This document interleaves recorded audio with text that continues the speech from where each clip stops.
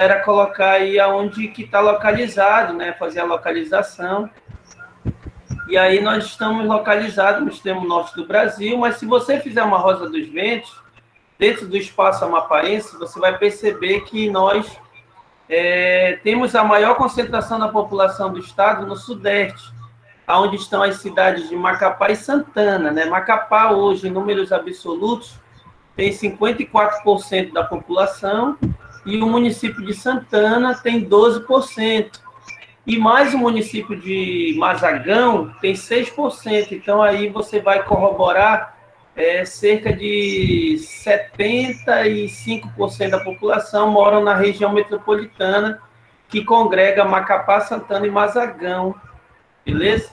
E aí você tem esse primeiro dado aí, esse primeiro item é um item correto. A maior parte da população se localiza no sudeste do estado, ou seja, nós temos uma maior concentração na capital, inclusive Macapá só perde para Fortaleza, em concentração de população urbana, ou seja, dos 100% da população estadual, 54% moram na capital. E daí sobrecarrega, né? A prefeitura de Macapá é como se fosse uma prefeitura-estado, né? Onde tem que dar conta de mais de 54% da população estadual. Beleza? O item 2, alto índice de população adulta, né? O Brasil ele já passou pelaquela parte da transição demográfica, né? No passado nós éramos um país jovem, hoje nós somos um país adulto e estamos evoluindo para ser um país idoso, né? Que é a grande tendência, como você assistiu aí de camarote, a questão da pandemia na Itália, né? Levando aí levando à morte aí vários idosos, e a gente aí tem uma maior concentração de pessoas na camada adulta, né? Existem 3 faixas etárias, uma dica para você concurseiro, 3 faixas etárias para você não perder uma questão.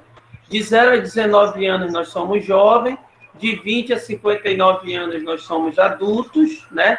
E acima dos 60 nós somos idosos. Então, ali no meio da nossa pirâmide, nós temos uma maior concentração de adultos, né? Pessoas de 20 a 59 anos, daí nós somos um estado adulto e um país adulto, né?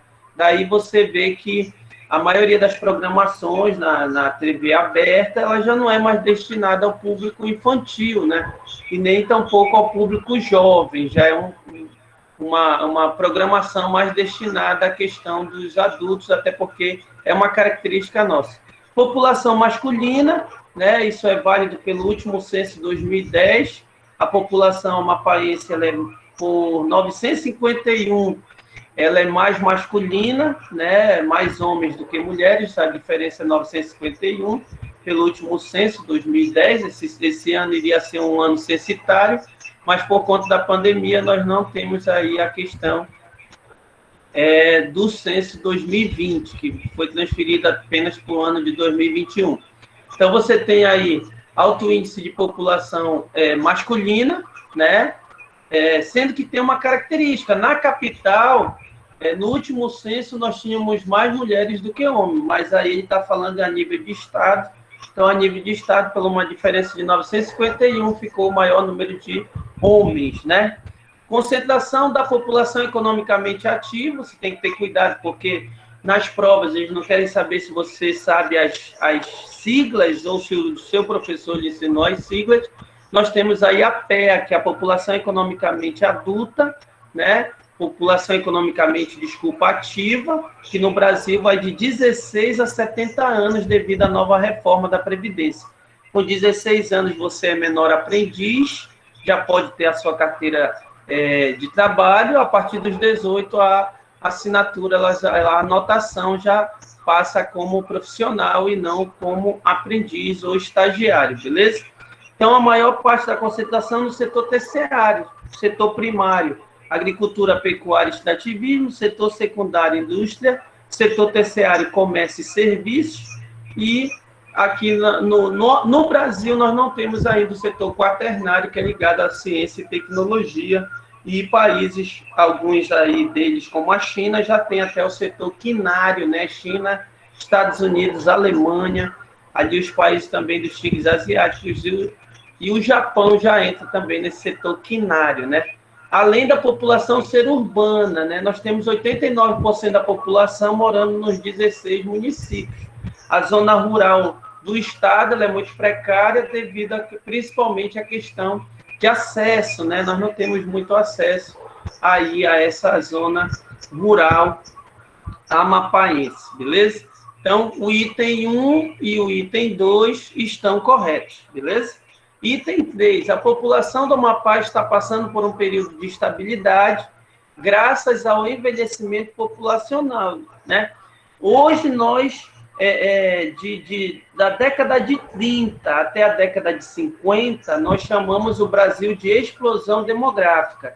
A partir da década de 50 até os anos 90, nós temos ali uma fase transitória, onde a população está reduzindo o número de habitantes e reduzindo ali o número de natalidade. Nós estamos ali na transição da natalidade, né? Saímos de uma explosão da década de 30 até a década de 50, e depois nós vamos para uma parte que a gente chama de transição demográfica até os anos 90, e dos anos 90 para cá, nós temos a estabilidade populacional, não só no Brasil, mas nos grandes países emergentes, Brasil, Rússia, Índia, China e South África do Sul, né? E também temos aí uma grande diminuição na população mundial, não só com essa pandemia aí, né? Que depois a gente vai ver os números, são assustadores. No Brasil é como se cair 5 aviões por dia, né? Mais de 1.000 pessoas aí morrem por conta do coronavírus.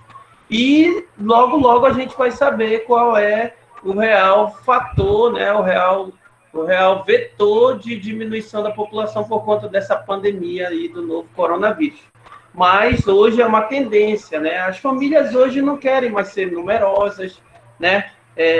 Os filhos cada vez a menor opção da população global. A população ela hoje quer criar um cachorro. Fulana de casa com a fulana, e aí aparece eles no Face, numa foto, criando um cachorro. Aquele cachorro ali já tem, né? O ano de 2018, por exemplo, o planeta vendeu mais ração, né, do que alimentos no ano de 2018. Nós tivemos esse dado aí, dado pela ONU, onde vendemos mais alimentos para cães, gatos, do que para alimentos para seres humanos, né? Já é o cúmulo do absurdo. E Facebook aí afora, Instagram, você vê aniversário de cachorro, aniversário de gato, e assim sucessivamente. Então, nós estamos passando por uma estabilidade devido aos métodos anticoncepcionais, contraceptivos.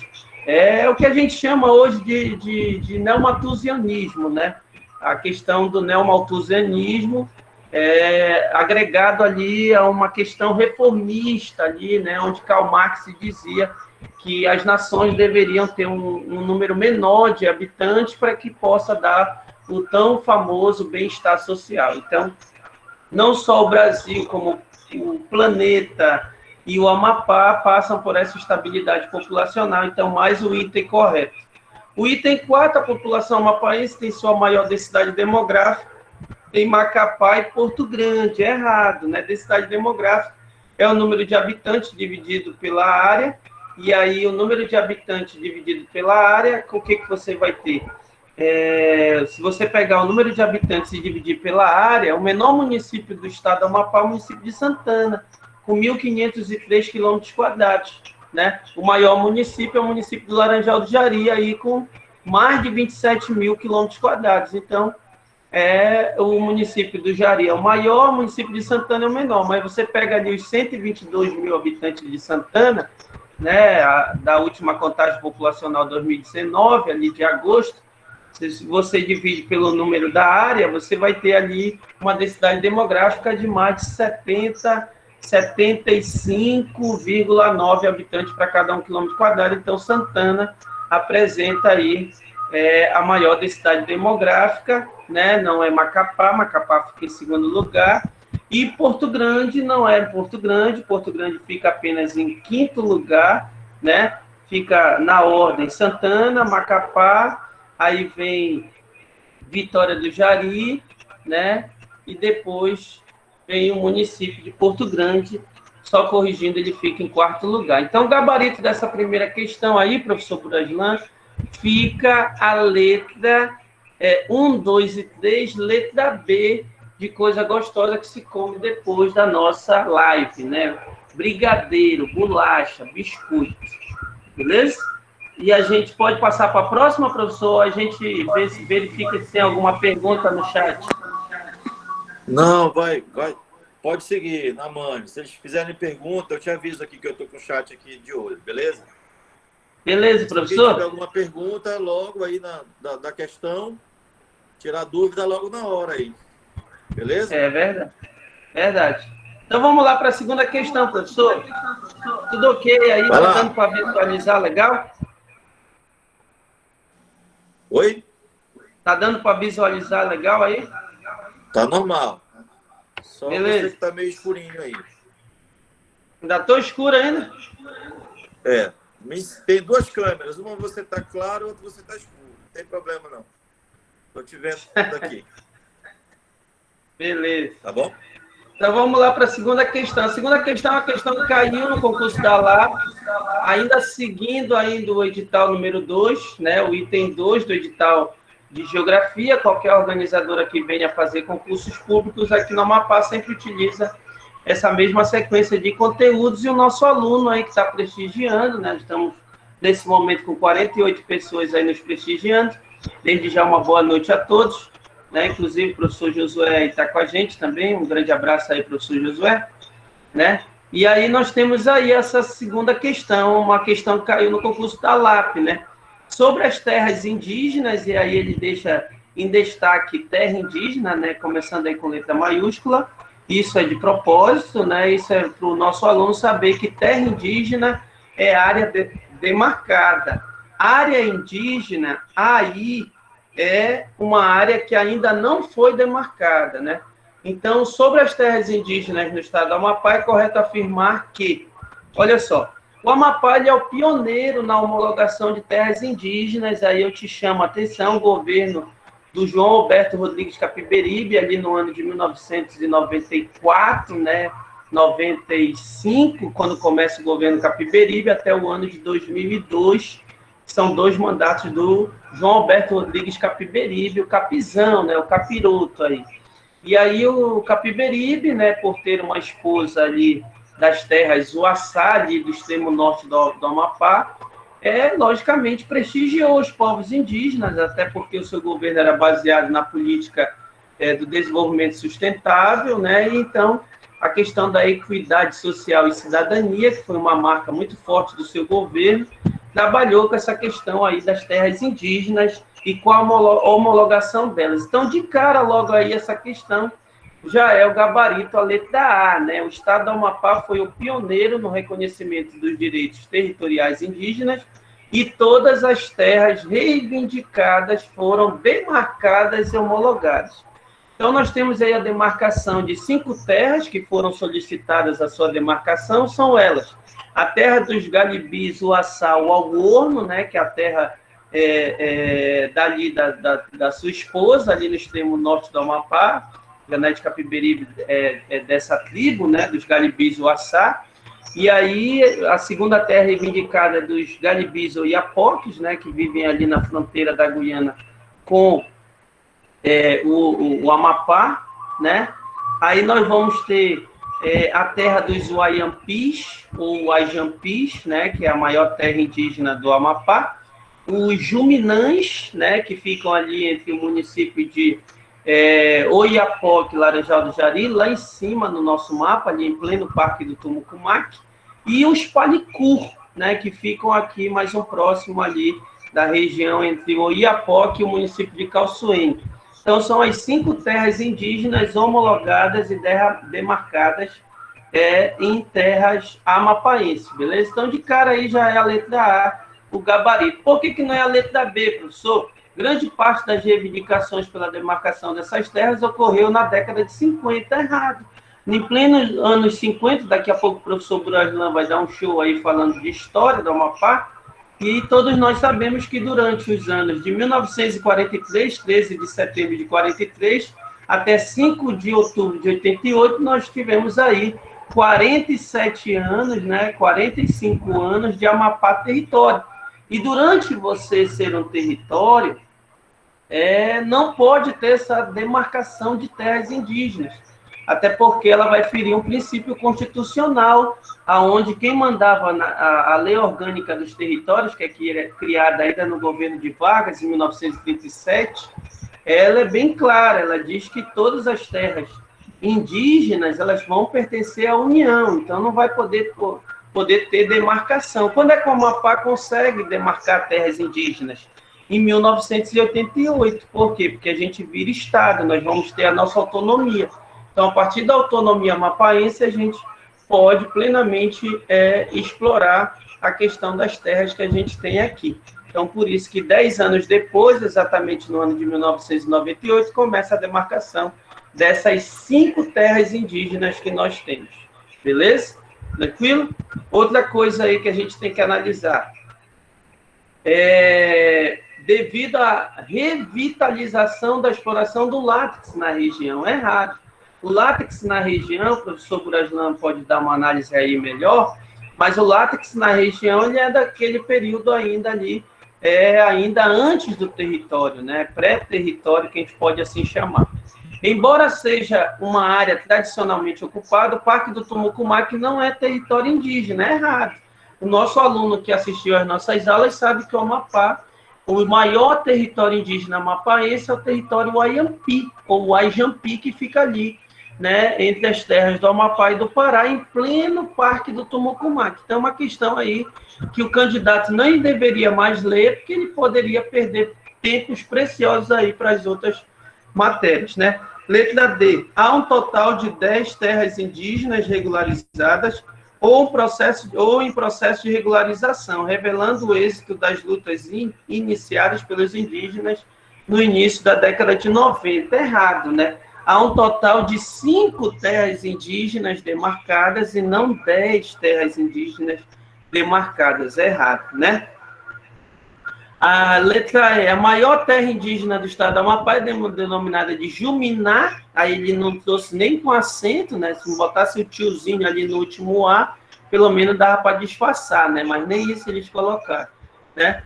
Então, há um processo aí errado, né? Juminá é a terra indígena Wayjampi, localizado no município de Oiapoque, errado, né? A terra ali dos Waiampis pega mais ali o município de Laranjal do Jari, né? Ali em pleno Parque do Tumucumaque. A terra, sim, Juminã, ela tem a maior parte mesmo localizada no Oiapoque, que é o município mais indígena do estado do Amapá. E está em fase final de regularização, errado. Gabarito da questão aí muito fácil, do último concurso da LAP, né? Prova de transportes, né? Gabarito, letra A, de aprovado, letra A, de acertou, né? Letra A, de acertou, beleza? Alguma pergunta por aí, professor? Olha, por aqui não. No chat não tem pergunta nenhuma aqui, não. Beleza. Então, a gente pode conseguir. Tudo na parte do Senhor. Pode prosseguir, professor? Pode. Enquanto eles não perguntarem nada, estamos na luta aqui. Vamos lá, terceira questão. A terceira questão é o item 1 do edital.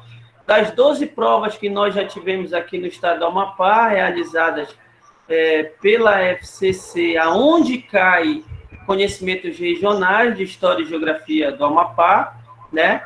A questão regional, a questão que sempre dá uma oportunidade maior para o nosso aluno, né? A gente sabe aí, o professor Buraslan é testemunha disso, muitos dos nossos alunos aí aprovados em concursos públicos, a grande maioria ou gabaritou toda a geografia, ou gabaritou toda a história, ou gabaritou ambas, né?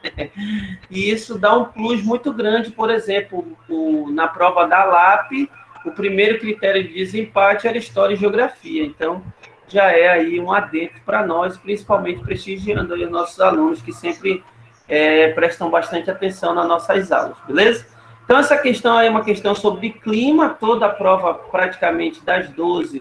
Em 8, nós verificamos questão de clima, é o item 1 de qualquer organizadora que venha fazer concurso público, aqui no Amapá, que fala dos aspectos físicos amapaenses. Então, nós vamos lá. Sobre o clima amapaense, julgue os itens abaixo. Item 1. O Amapá apresenta as 4 estações bem definidas. Errada, né?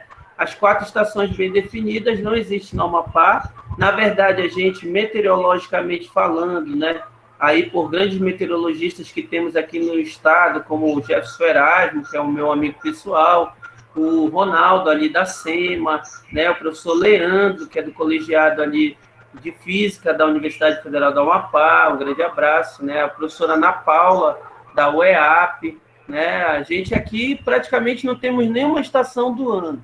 Nós temos aqui um período de estiagem, que autodenomina-se de verão, que ele começa agora, o mês que vem, a partir de 1º de agosto até 31 de dezembro, e o período invernoso, que eles chamam de período chuvoso, né?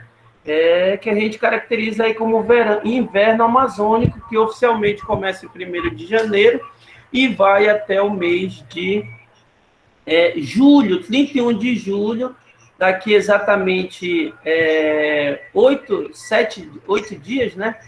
Nós vamos ter o dia 31 de julho e é o último dia que se aguarda aí chuvas aqui na nossa região, beleza? Então, nós temos aí as 4 estações bem definidas, errado, né? Talvez nós temos 1 ou 2 estações bem definidas, inverno e verão. Então, já está errada essa questão aí, o item 1. 2, as marés influenciam os verões amazônicos no Amapá. Errado, né?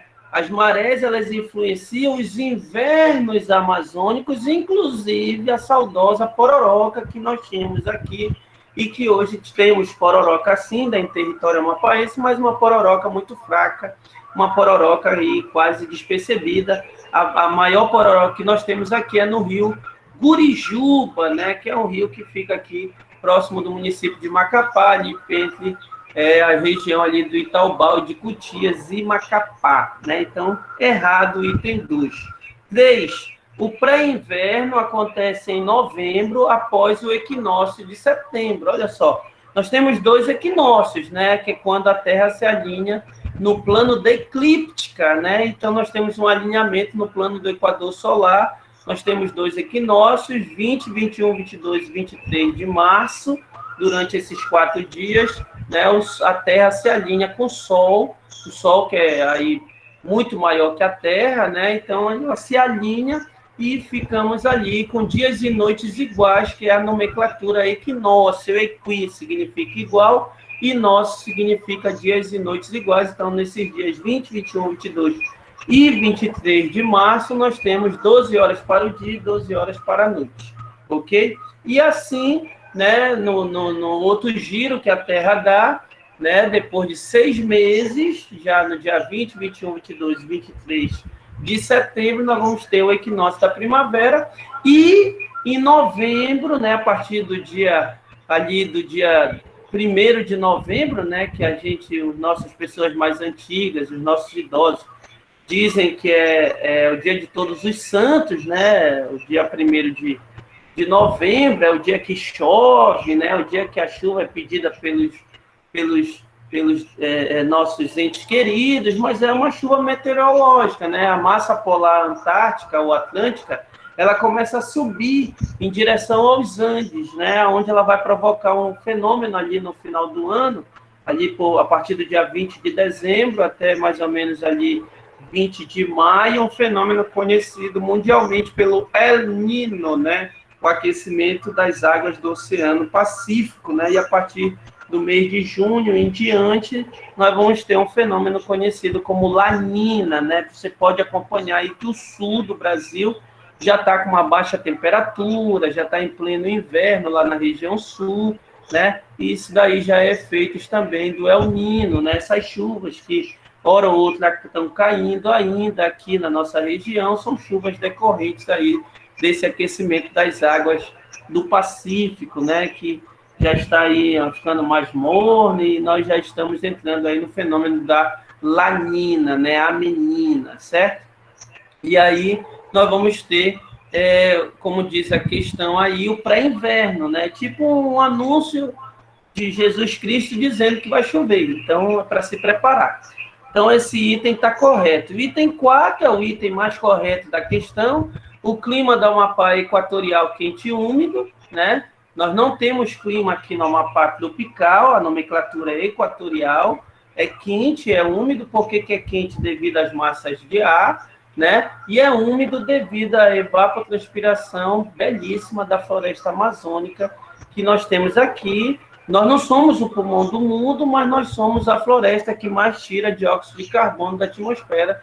Cerca de 118 quilogramas massa são retirados da atmosfera com uma só árvore da Amazônia. Então, isso é inédito, enquanto em lugares do mundo uma árvore tira aí cerca de 68,8 quilogramas massa, nós tiramos aí 118,8 quilogramas massa. Então, é por isso que o mundo todo fica assustado, fica com medo do desmatamento da Amazônia, das queimadas da Amazônia, né? Nós não somos o pulmão do mundo, porque o pulmão do mundo são os oceanos, mas a gente tem uma função biológica, né, no mundo, como se fosse uma espécie de pleura, né, que reverte aí o pulmão e protege o nosso pulmão contra essas infecções, inclusive até mesmo contra esse novo coronavírus, né? Só fazendo aí uma comparação da biologia com a geografia, beleza? Então, item 3 correto, item 4 também correto, e o item 5, as brisas marítimas, né? Troca de calor, fenômeno da continentalidade com a maritimidade, né? Continentalidade, aquecimento, maritimidade, esfriamento. A friagem, né, que é o processo de queda de temperatura mais umidade, que acontece nessa fachada litorânea do nosso relevo, onde você tem a planície litorânea e a planície aluvional, você vai ter um processo de friagem, né? Um erro muito grave que tem nas empresas de televisão aqui no Amapá. No início do ano, às vezes, eles comumente erram muito feio, dizendo: o aeroporto internacional de Macapá amanheceu fechado devido a uma neblina. Não, nós não temos neblina nessa fachada litorânea mapaense, até porque o relevo é mais plano, né? Nós vamos ter neblina a partir ali da subida do Porto Grande, Ferreira Gomes, Serra do Navio, Laranjal do Jari, né, que já compõe ali a parte mais alta do território amapaense. Mas aqui na frente da cidade, aqui nessa orla, né, que a gente tem aí do Iapoque até Vitória do Jari, nós temos um processo chamado de friagem, que é a queda de temperatura mais a umidade florestal. O mormaço, né, que é a calorimetria, geralmente aí nos meses de verão, a partir agora de agosto em diante, nós temos aí um período de mormaço. Aquele período que você entra no banheiro para tomar um banho e sai do banheiro precisando de outro banho, né? É o que a gente chama de mormaço, que é o aumento da temperatura e mais o processo de umidade, né? Por isso que a arquitetura amapaense hoje, os nossos novos arquitetos, eles, quando vão fazer um banheiro, eles não estão colocando aquele balancinho e nem tampouco aquele combogó, né? Eles estão usando mais a questão daqueles tijolinhos de vidro, né, para dar uma clareada ali no banheiro, justamente para que por esse lugar chamado balancinho não entre a umidade, né? Isso já aconteceram vários problemas aqui no Amapá, muita gente sofre AVC, né? Nós perdemos aí um grande professor, Jorge Júnior, e ele é quase parecido com isso, ele sofreu um AVC, estava com o corpo quente, foi tomar um banho, né? E aí estava com o corpo quente, teve um choque térmico. Perdemos também uma agente penitenciária com uma história similar a essa aí, de mormaço, né, que é muito perigoso aqui na nossa região. Esse aumento da temperatura, e às vezes a gente entra no carro e liga logo o ar frio, né, não deixa o ar quente sair. Aí temos alguns problemas de derrame facial.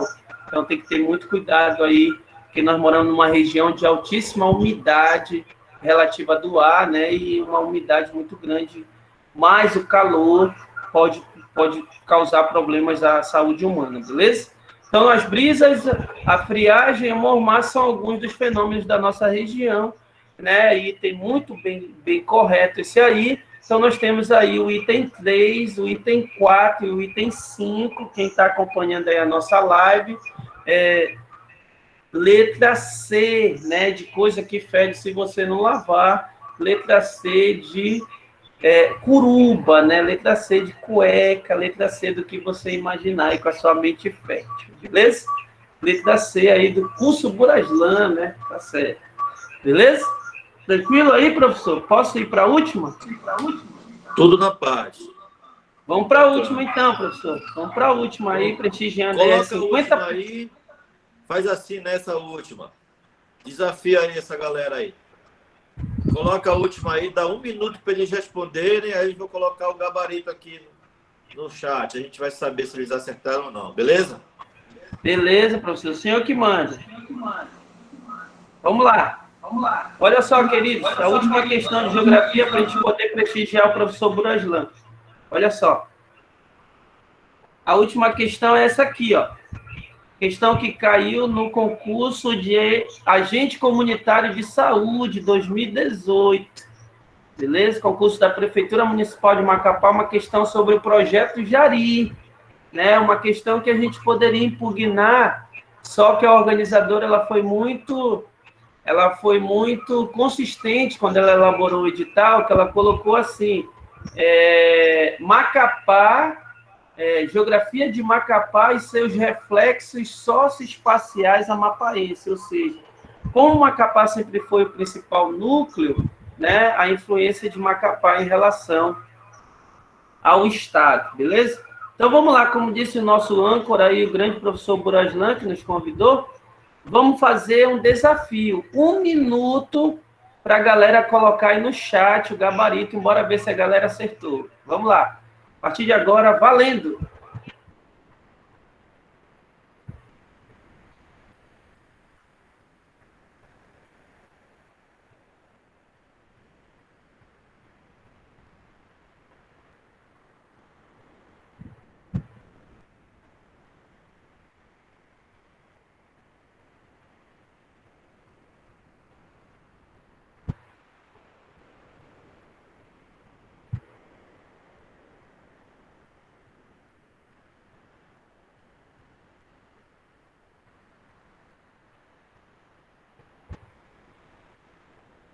Trinta segundos.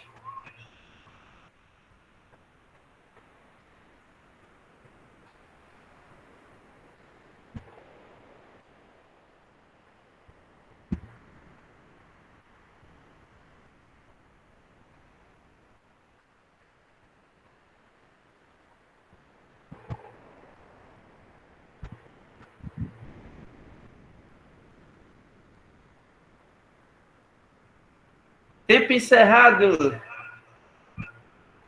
Rapaz, pelo que eu vi aqui, a galera acertou, olha.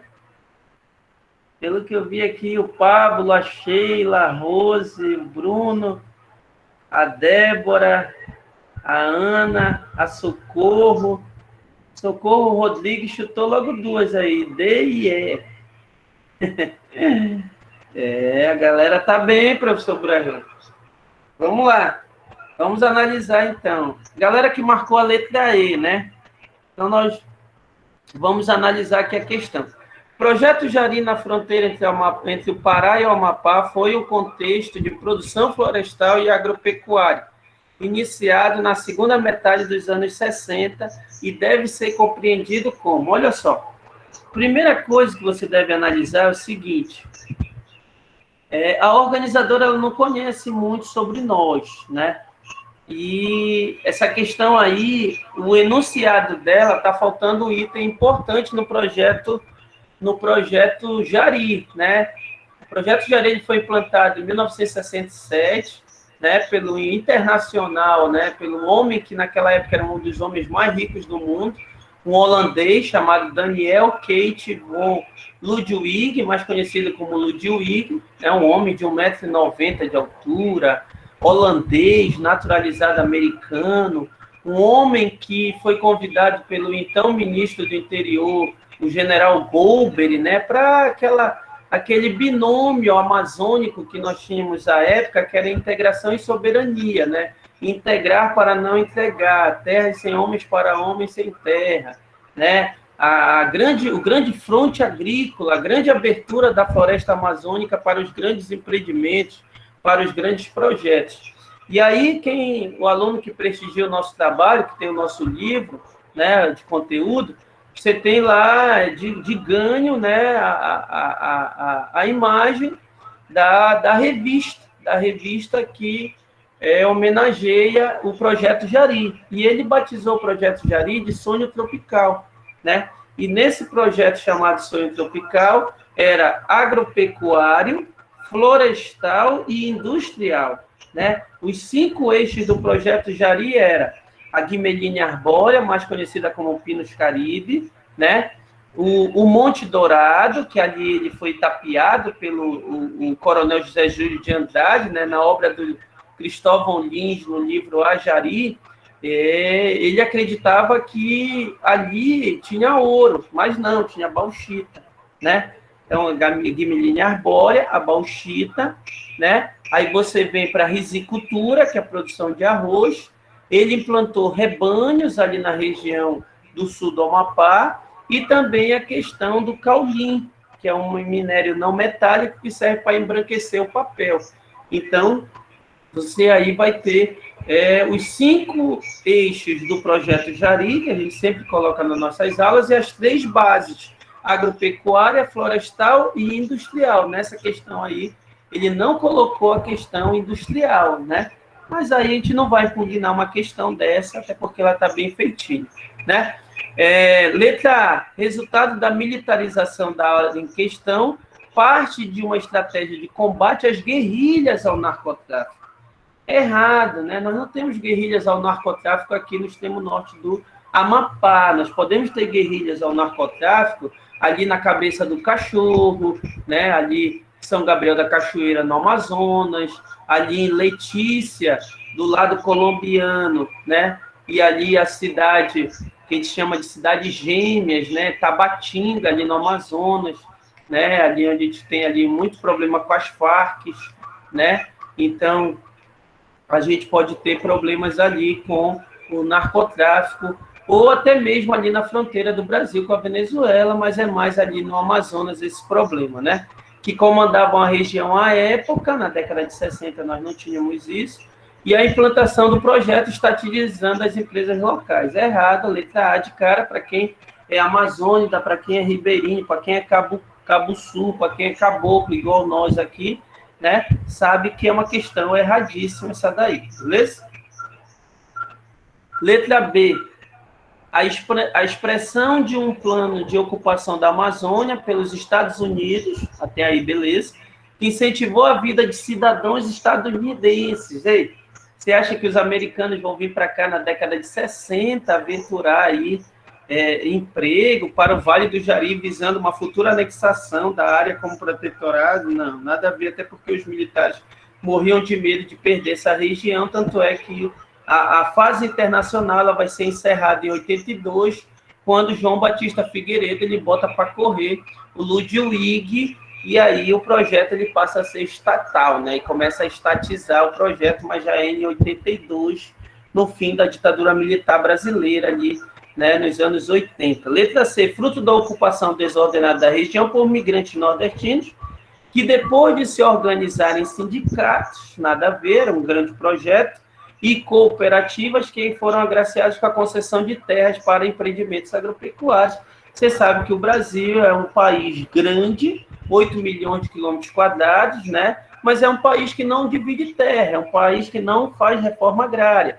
É só você ver ali uma das maiores fazendas do Pará, né, ali no município de Redenção, a fazenda ali do Tarcísio Meira, né, que pega ali quilômetros e mais quilômetros de floresta, o grande latifundiário da Amazônia, o Cecílio do Rego Almeida, que Deus o tenha no céu, né, dono da CR Almeida, que é dono dessa concessão e da BR-156, que, pasme, no contrato só tem data do início, 6 de setembro de 1978, e não tem data da conclusão da obra mais antiga do planeta Terra, que é a obra aí da BR-156, né, que nunca terminaram e provavelmente, dificilmente vão terminar. Beleza? Letra D, resultado do abandono histórico da Amazônia, isso é verdade, pelos sucessivos governos brasileiros, até aí tranquilo, facilitando a implantação ilegal de empreendimentos internacionais. Errado. Os empreendimentos, eles tinham a chapa branca, né? Eles tinham a carta branca do governo federal, inclusive do governo militar à época, né? Os 5 presidentes militares, eles incentivaram a ocupação da Amazônia pelos grandes latifundiários, pelos grandes empresários seria uma forma de ocupar a Amazônia, gerar emprego aqui para o povo amazônico, para que ele não pudesse sair daqui. É só lembrar aí da saudosa ICOME, né, que até hoje tem muita gente aí com saudade. Eu participo de alguns grupos de Facebook, tem um grupo lá muito forte da ICOME no Facebook, até peço que vocês procurem, Arquivos da ICOME, é um grupo, aí você pede para participar, eles compartilham fotos. Essa semana agora eles compartilharam moedas da época da ICOME, né? Essas moedas estão valendo muito dinheiro, inclusive quem tiver aí, um aluno que tiver uma e quiser me doar, eu agradeço, porque está valendo uma grana, beleza? Então, é errada essa daí, né? Letra E é o gabarito, quem disse que era a letra E de esperto, né? Letra E aí de enxerido, letra E de enxerido, né? Letra E de eu vou passar, né? Fruto da parceria militar, General Golbery e o Ludwig, com grandes grupos capitalistas privados. Daniel Ludwig era sócio da McDonald's, era sócio de grandes empresas agropecuárias nos Estados Unidos. Ele chamou isso aqui de sonho internacional, de sonho tropical, né? Em nome do desenvolvimento nacional e da integração da região amazônica, facilitando a aquisição de terras em território nacional por estrangeiros, né? Ele aí não foi revelado o valor da compra, mas estima-se que naquela época ele comprou essas terras do Vale do Jari por volta de 5 milhões de dólares. Foi o valor que ele pagou ao coronel José Júlio de Andrade, aonde, para você ver que as pessoas às vezes ganham muita grana, mas não sabem trabalhar com dinheiro. A única coisa que a família do coronel José Júlio de Andrade, né, que é um cearense, que ocupou aquelas regiões ali no início aí do século, né, do século passado, no início aí do século XXI, do século XX, quer dizer, ele arrematou aquelas terras ali e ganhou da igreja, aquelas terras ali do sul do Amapá e do noroeste paraense, né? Pegando ali a região também ali de Monte Dourado, distrito de Monte Dourado, onde é hoje Almerim, né, também. E aí essa região aí foi agraciada, né, pelo Daniel Ludwig, que comprou essa por mixaria, e a família hoje do coronel José Júlio de Andrade só tem um navio, né, que eu não sei nem se faz rota ainda, um navio muito velho, eu já andei nele, com grande medo de pegar tétano, mas o navio já está andando aí nas águas da Amazônia, o navio Coronel José Júlio de Andrade, um navio que faz viagem, inclusive, para a região de Almerim, região de Prainha, Alenquer, Monte Alegre, Porto de Mós, Gurupá, aquela região ali vizinha, que é o estado do Amapá, beleza? Então, gabarito da questão, gabarito letra E de eu vou passar, né? E agora eu vou prestigiar o restante da nossa live aí com o professor Buraslan e o seu show aí de história. Espero que vocês tenham gostado, né? Se tiver alguma pergunta aí, pode colocar no chat, que depois da apresentação do professor Buraslan, a gente coloca aí as nossas análises em cima daquilo que for perguntado. Beleza? Vamos lá, professor. Beleza, professor? Alguém quer fazer alguma pergunta? Tem umas perguntas aqui no chat, né? Uhum. Falando aqui, Pablo Pastano, não sei se é uma pergunta, ele está dizendo assim, a águia americana e o porcelanato, não sei se é uma pergunta. A águia americana aí que ele está citando é a mão norte-americana, né, que a gente chama de americanismo aqui na nossa região. Essa questão aí do porcelanato é o caulin, né? O caulin ele serve para embranquecer a celulose. Ele tem várias utilidades na indústria internacional, né? Inclusive para embranquecer o papel da celulose, para dar brilho no porcelanato, como o Pablo está citando aí. Até mesmo na pasta de dente, alguns cremes dentais, existe resina de caulin, né? Para embranquecer aí essa parte aí dos nossos dentes. Então, fica aí também esse bem lembrado aí pelo nosso aluno Pablo Pastana, aí, de fera, né? Projeto Calha Norte, como a Sheila está falando, é um projeto de 1985, governo de Sarney.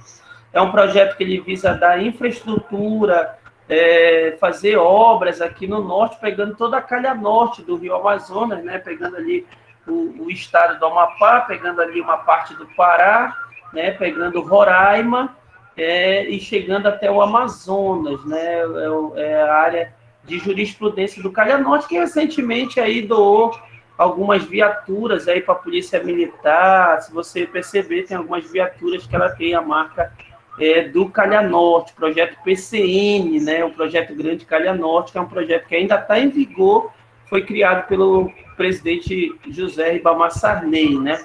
O Pablo aqui está falando do Figueiredo, né? Figueiredo foi o último presidente da era militar, bem lembrado. O Patrick Christopher, que está perguntando sobre o livro, né? No meu caso, de geografia, eu posso deixar aí o meu WhatsApp depois aí para você, aqui no chat, né? E você entra em contato para tentar adquirir. Josué mandando um beijo para nós, um beijo para o André. Saudade da companhia do Bolero, se José. E gostaria de saber se a letra A, que faz referência ao projeto Calha Norte, a letra A, ela não faz bem ao projeto Calha Norte, né? Porque o projeto Calha Norte, ele é um projeto governamental, né? Ele não tem esse objetivo de estatizar empresas. Onde encontra o Caulim para comprar, né? Caulim para comprar, você tem que ir em Vitória do Jari, né? Vitória do Jari, onde tem o Morro do Felipe. Lá tem a retirada do Caulim, mas na região ali entre Monguba e Monte Dourado, você consegue comprar o Caulim mais fácil, né? Mais fácil o Caulim in natura, né? Mas, assim, a grosso mesmo, em algumas lojas de materiais de construção, você encontra Caulim, mas é meio difícil encontrar. Beleza? Eu acho que era isso, professor. Tudo certo? Mais alguém tem alguma pergunta para fazer para o professor André?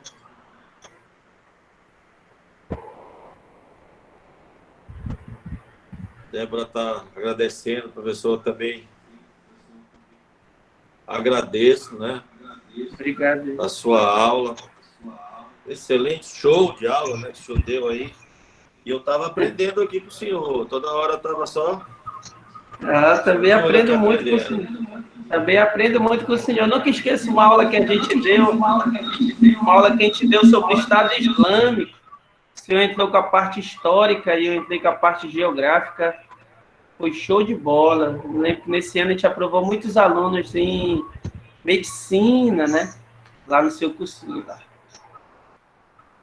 Bacana, bacana mesmo. Então, agora é o seguinte. Espera aí, deixa eu ver se ainda tem mais pergunta aqui. Tá todo mundo só agradecendo, né? A aula do professor André. E a gente fica grato. Agora, vou finalizar a apresentação do André aqui e vou colocar a minha apresentação. Lembrando que o Saulo teve um problema e ele não vai poder ministrar a aula dele hoje, tá bom? É bom que vai ficar um gostinho de quero mais. Vou marcar outro momento para poder, né, entrar com ele, tá bom? Teve um problema aí, ele não pode entrar. Então é o seguinte, deixa eu ver se eu tiro aqui a apresentação do André. Deixa eu ver aqui. Tu tem que tirar aí, André, a tua apresentação.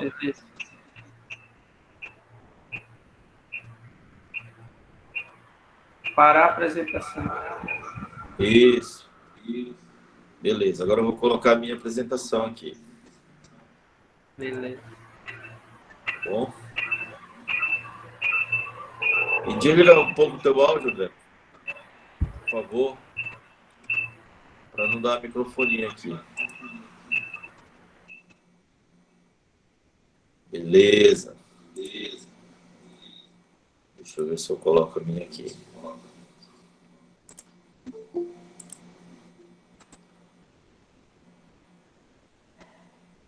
Veja aí.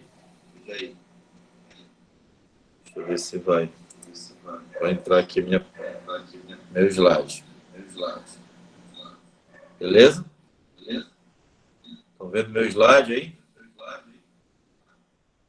Deixa eu ver se eu coloco aqui a câmera para poder me aparecer aqui. Tudo na paz de Deus. Estão me vendo agora? Só na manhã. Tá dando microfonia? O áudio tá bom? Só respondam para mim aí, por favor. Tudo bem? Tudo bem.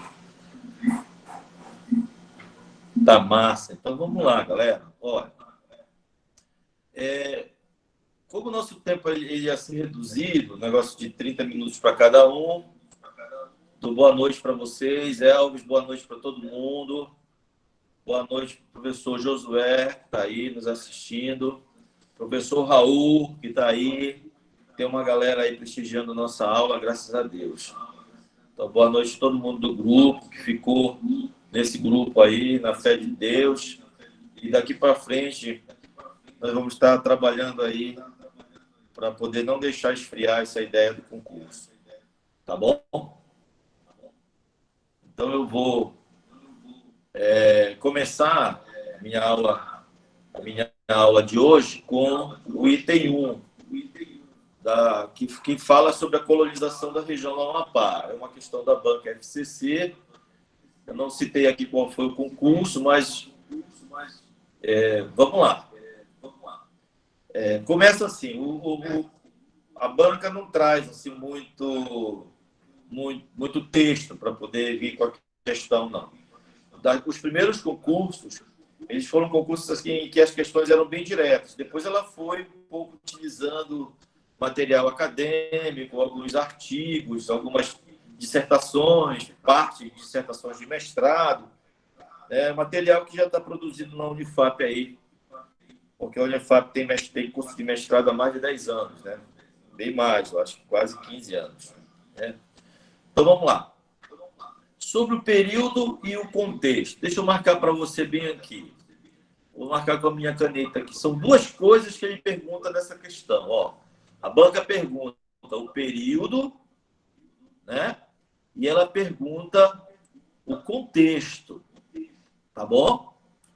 Da fundação da vila de São José de Macapá. Então, eu vou marcar bem aqui, ó, vila. Tá beleza? Vocês estão enxergando aí bacana? Tá tranquilo? Então, vamos lá.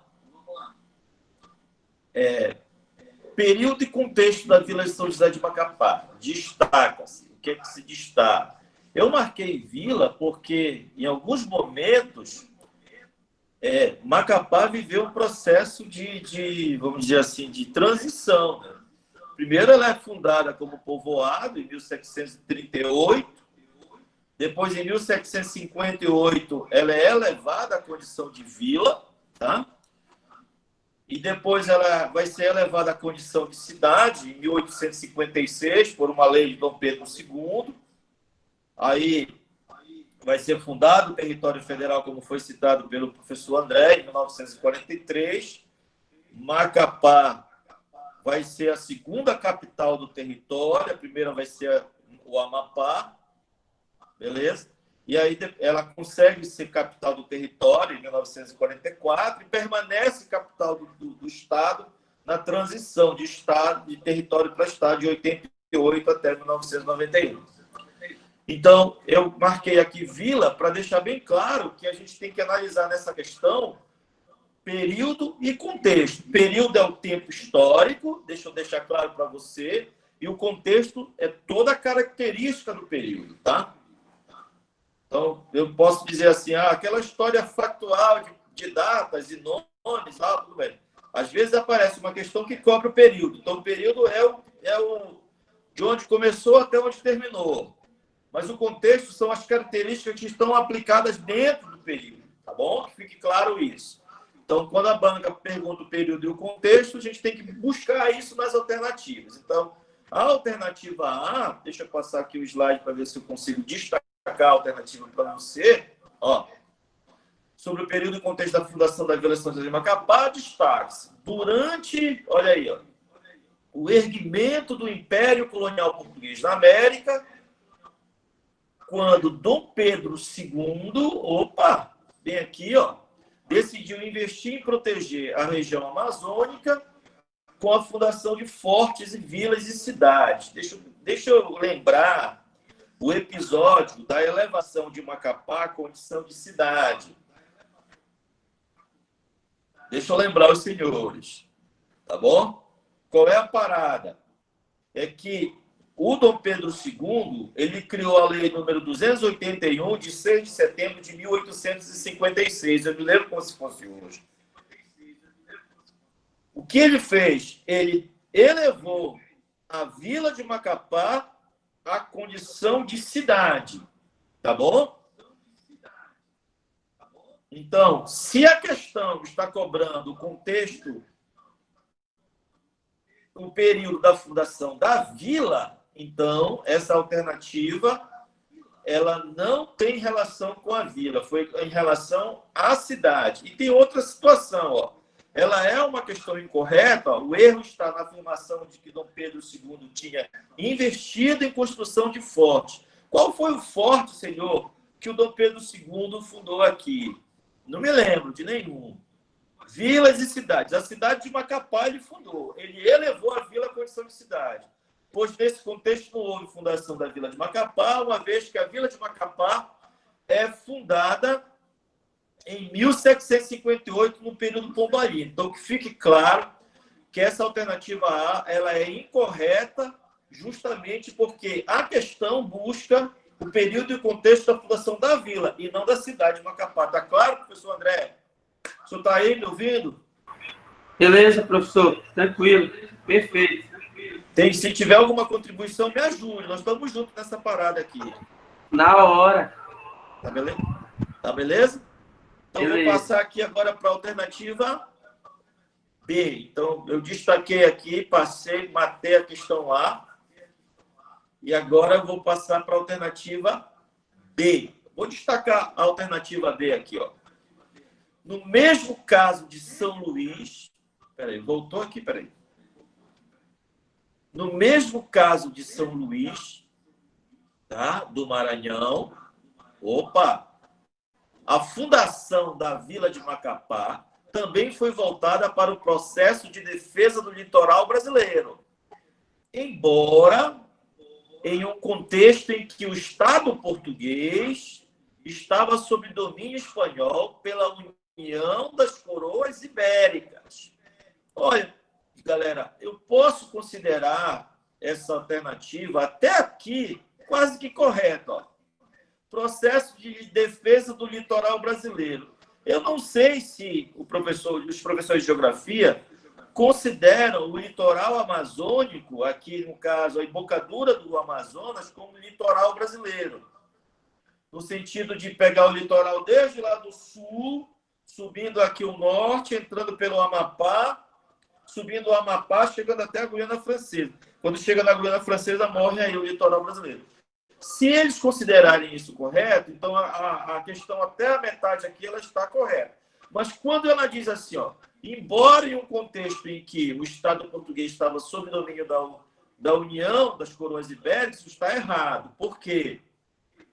Porque a União das Coroas Ibéricas foi um momento exatamente em que a Espanha domina Portugal, mas ocorreu entre os anos de 1580 e 1640.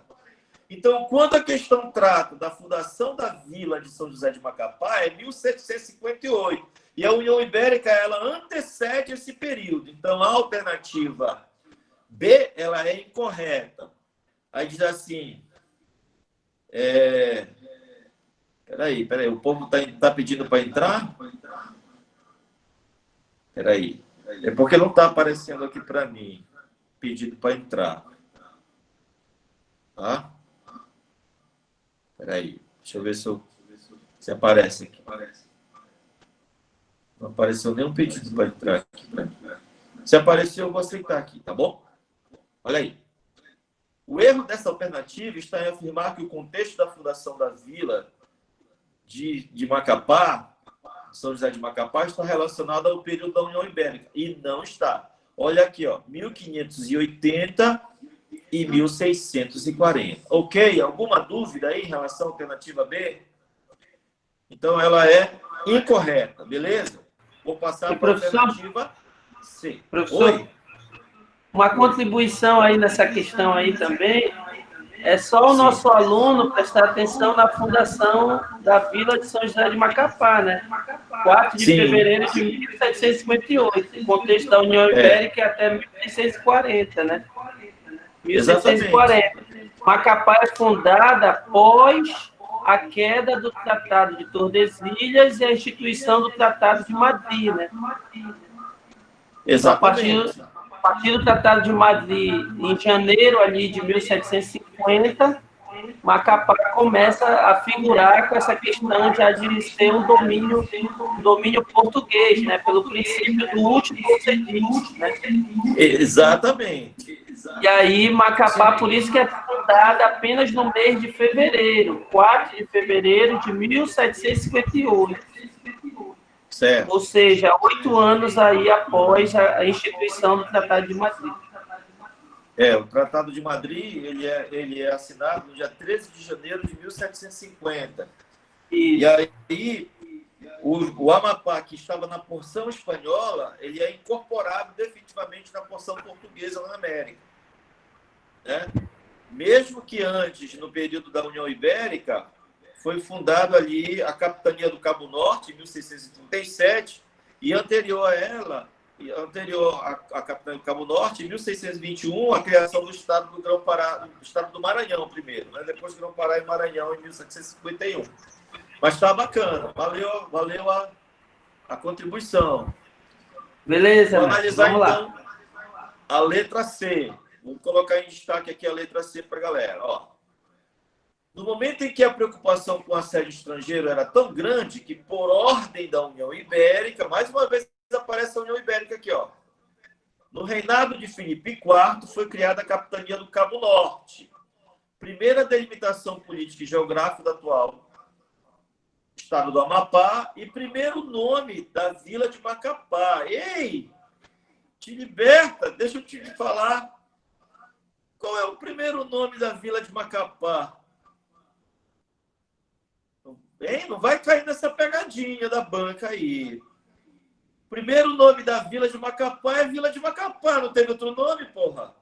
Agora, quando se fala em Terra Tucuju, quando se fala em Adelantado de Nueva Andaluzia, todas essas expressões que foram criadas aí no século XVI,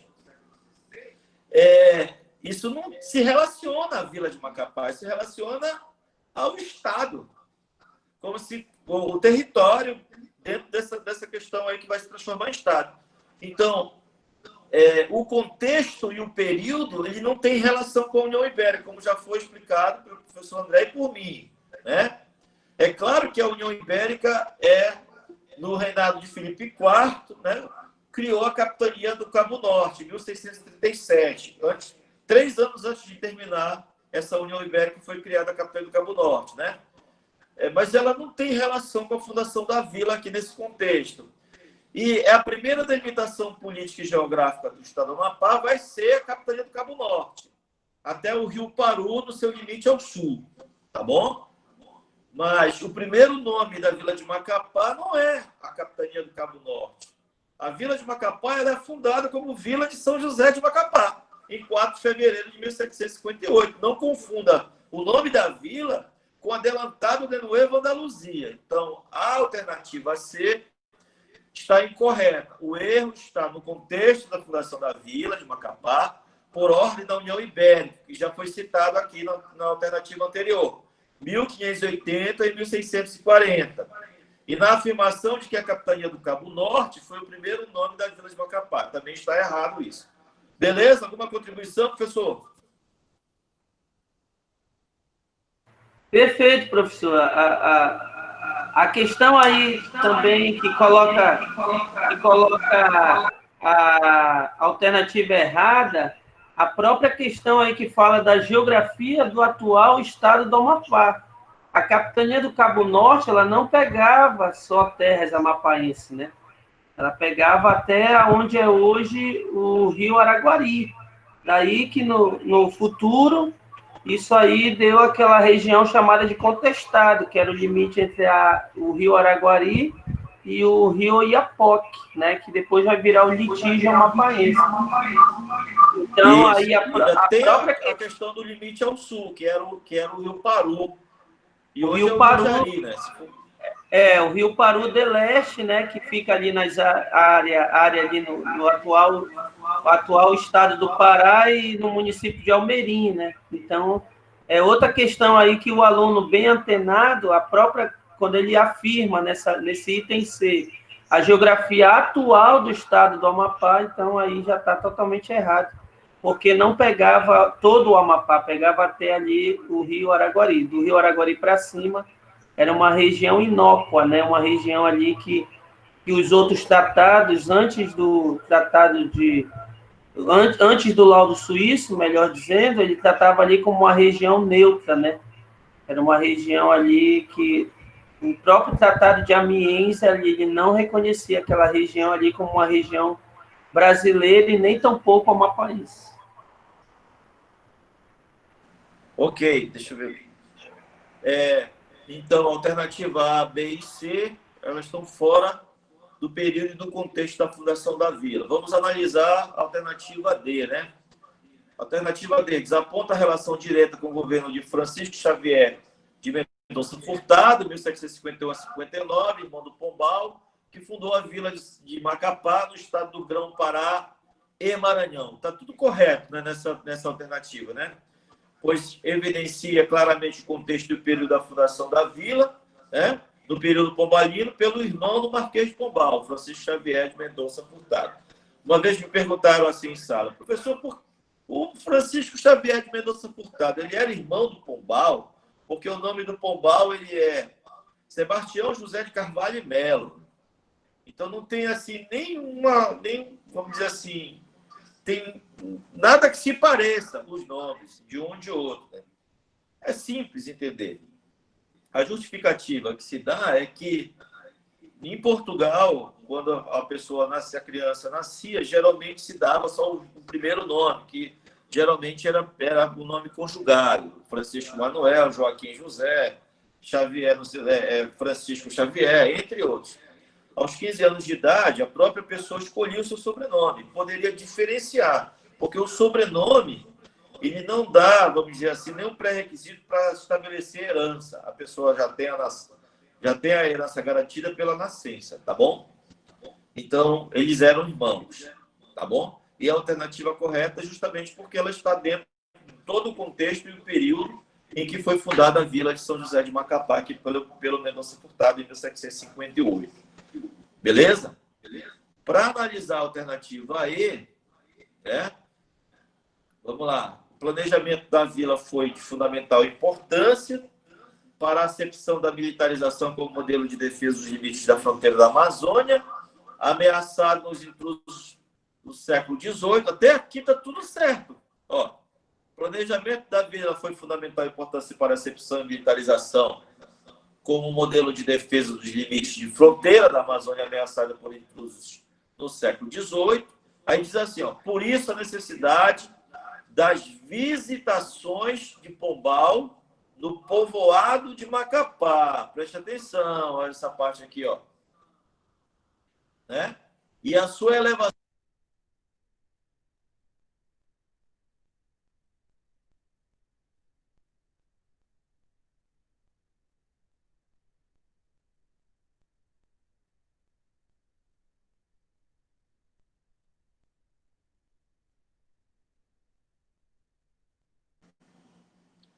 Ok? Voltou aí?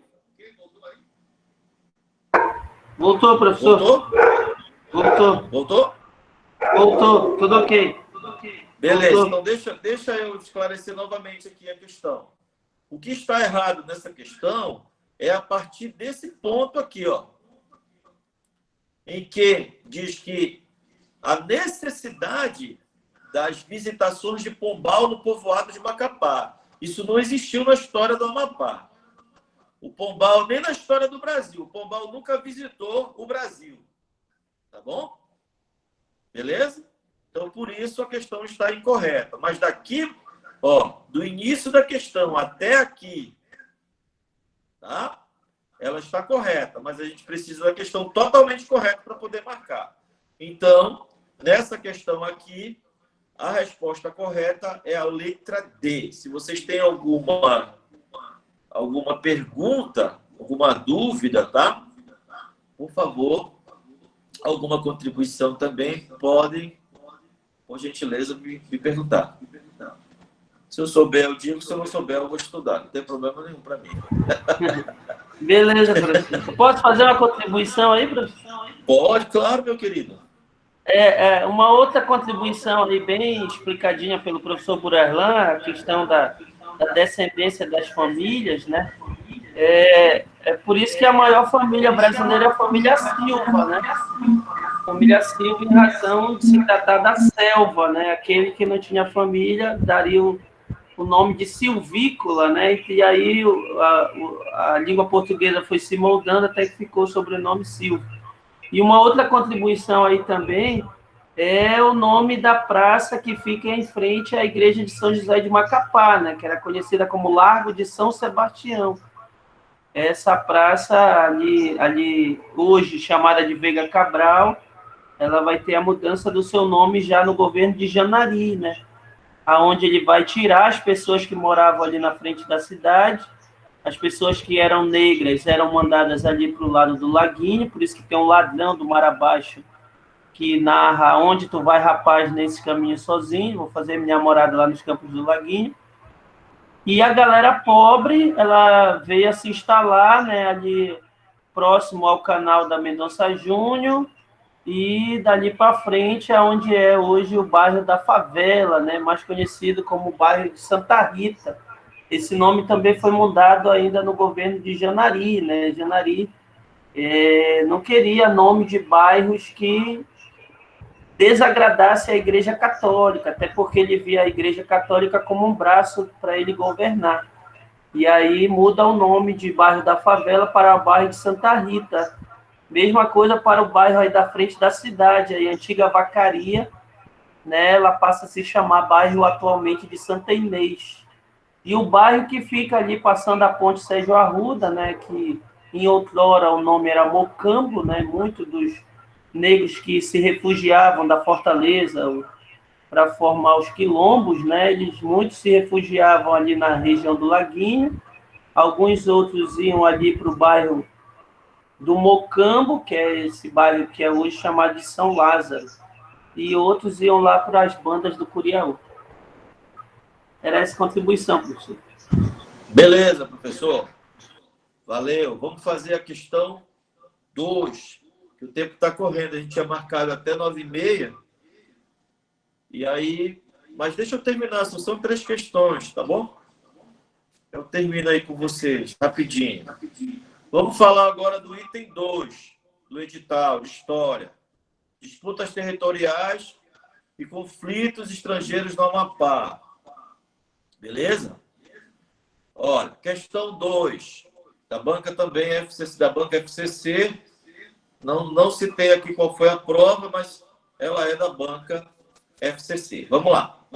Diz assim: a imprecisão da fronteira definida entre o Brasil e a Guiana Francesa provocou. Olha, o que provocou essa imprecisão da fronteira, né? Entre o Brasil e a Guiana Francesa. Então, essa imprecisão provocou alguma coisa. Vamos lá, vamos para a alternativa. Diz a alternativa A. Diz assim, ó. 4 séculos de rivalidade até a arbitragem internacional de 1900, dando razão ao Brasil. Por que essa alternativa está incorreta? Porque não foram 4 séculos, pelo amor do Senhor. Simplesmente assim. Ó, foram 2 séculos de rivalidades entre Portugal e França, a se contar da assinatura do primeiro tratado de limite, conhecido como Tratado Provisional, 1700, revisto em 1701. E o último, chamado de Laudo de Berna, ou Tratado de Berna, o Laudo Suíço, em 1900. Então, onde está o erro da alternativa A? dizer que essa imprecisão gerou, né, provocou essa disputa aí por 4 séculos. Na verdade, foram 2 séculos apenas. Beleza, galera? Tudo bem? Anota aí, faz um puxadinho aí no tratado provisional e anota aí que ele pode aparecer com o nome também de Tratado de Lisboa. Tá bom? Se a banca quiser estudar mais um pouquinho a história do Amapá e aprofundar esse conhecimento aí, vocês podem ver uma questão, ao invés dela usar tratado provisional, ela pode usar o Tratado de Lisboa. É o mesmo tratado, tá bom? Então fica de olho aí. Foi esse tratado que colocou a região contestada pela França em caráter de neutralidade, neutralização. Uma palavra, concurseiro, uma palavra resume o Tratado Provisional ou de Lisboa. Neutralidade ou neutralização. Toda vez, concurseiro, que aparecer a palavra provisional ou Tratado de Lisboa, tem que estar relacionado à neutralidade. Fica a dica do professor Brailão para você. Tá beleza? Então, anota essa parada aí, anota essa dica aí. Tá, papai? Então, a letra A, ela é incorreta. Vamos analisar a letra B. A letra B diz assim, ó.